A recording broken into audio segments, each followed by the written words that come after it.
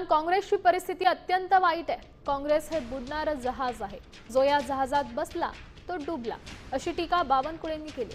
सपकाळ, वडेट्टीवार, पटोले, केदार एकमेकांकडे पाहत नाहीत, हे चौघेही राहुल गांधींकडे पाहत नाहीत, अशी काँग्रेसची अवस्था आहे, अशी टिप्पणी बावनकुळेंनी केली आहे।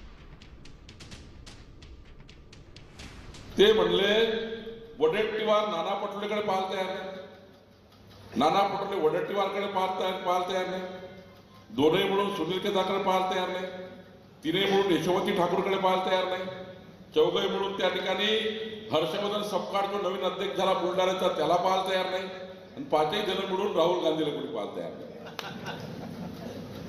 काँग्रेसची परिस्थिती प्रचंड वाईट आहे। काँग्रेस डुबतं जहाज आहे। काय म्हटलं मी? काँग्रेसमध्ये जो बसला तो डुबत्या जहाजात बसला।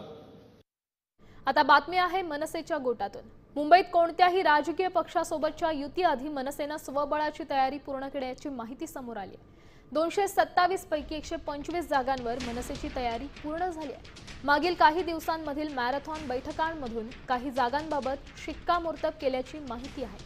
ठाकरे सेनेसोबत युतीची चर्चा आहे, मात्र अद्याप निर्णय झालेला नाही।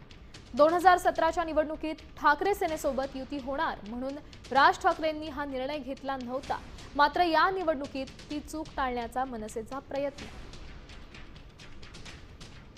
मुंबईमध्ये 227 पैकी किती जागांवरती निवडणूक लढवण्यासाठी खरं तर सध्या मनसे तयारी करत आहे? 227 अजून तरी आम्ही कोणाची युतीची चर्चा केलेली नाहीये। हा विषय सन्मान्य राजसाहेबांचा आहे, ते ज्या वेळेला त्याच्यावर निर्णय घेतील त्यावेळेला आम्ही आपल्याला माहिती देऊ शकेन। तर मुंबईत मनसेची स्वबळाची तयारी पूर्ण झाली। 227 पैकी 125 जागांवर मनसेची तयारी आहे। ठाकरे सेनेसोबत युतीची चर्चा आहे, मात्र अद्याप निर्णय नाही। 2017 मध्ये ठाकरे सेनेसोबत युतीची चर्चा होती, मात्र युती झाली नाही। 2017 मध्ये झालेली चूक आता टाळण्याचा मनसेचा प्रयत्न आहे।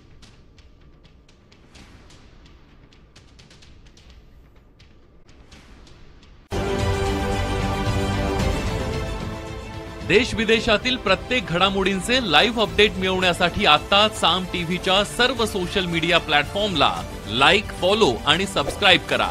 तसंच सर्व नोटिफिकेशनसाठी बेल आयकॉन प्रेस करायला विसरू नका।